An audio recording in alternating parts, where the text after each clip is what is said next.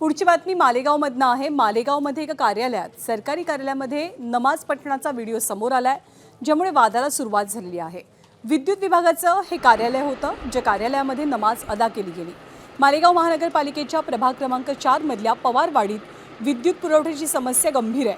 वेळोवेळी निवेदन देऊन सुद्धा विद्युत विभागाने दखल घेतली नाही आणि यानंतर लोकसंघर्ष समितीचे लुकमान कमाल आणि त्यांचे सहकारी कार्यालयात गेले, मात्र वेळेत कोणीच दखल घेतली नाही।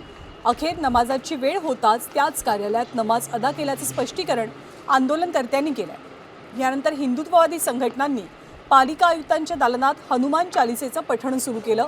किरीट सोमय्या आणि नितेश राणेंनी आक्रमक भूमिका घेत गुन्हा दाखल करण्याची मागणी केली आहे। मात्र विद्युत पुरवठ्याची समस्या निकाली निघणार की राजकारणच होत राहणार हे पाहावं लागेल। आता मालेगाव महापालिकेच्या कार्यालयात कर्मचारी आणि नागरिक जाहीररित्या नमाज पढायला लागले आणि त्याचा व्हिडिओ पण व्हायरल केला जात आहे।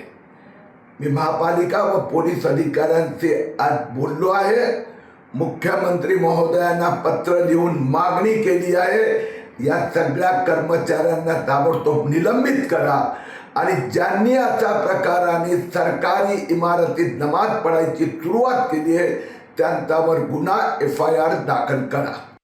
निवडणुकीच्या अगोदर हे अशा पार्ट्या किंवा असे हे जे लोक आहेत ना, जय मीम जय भीम बोलतात, बरोबर, आणि निवडणुकीच्या नंतर फक्त जय मीमच राहतं।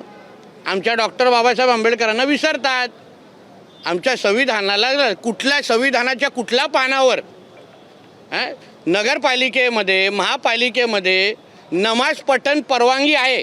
हे डॉक्टर बाबासाहेब आंबेडकरांच्या लिहिलेल्या संविधानामध्ये कुठे परवानगी आहे? ह्याचे जरा कागद दाखवा होते नि मला।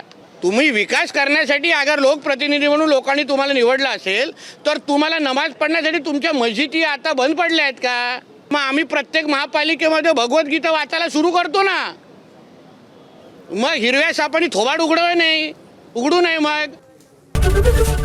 ABP माझा, उघडा डोळे बघा नीट।